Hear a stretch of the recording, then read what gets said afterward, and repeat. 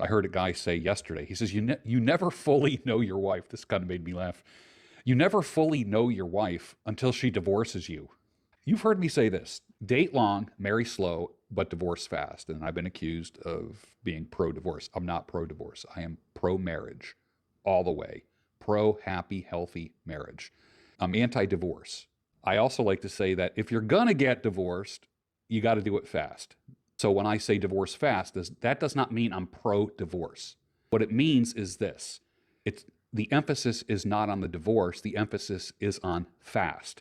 And the reason is that most chaos and trauma and bullshit that a man goes through is through the divorce and custody process. Most of the relationship PTSD happens to the man, not the woman, and it happens through that process.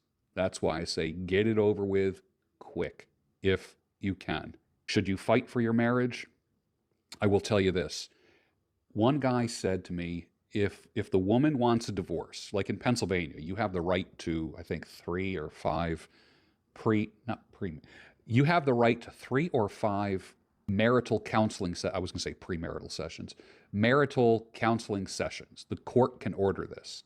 And as a therapist and someone who has been to a therapist, I remember a therapist telling me through my divorce proceeding, he said his exact words were, that is a very tough debt to collect, to force someone to go for counseling and then try to convince them to stay married. He says, in all my years, and he was probably 15 years older than me, and he was a therapist for 15 more years than me. So I was a therapist for over 20 years. He had probably been in the business 35 years at that time. And he said in all of his years of practicing and working with the courts, the family court system, that he had never, ever seen a couple reconcile after the woman is court ordered to go for marital counseling.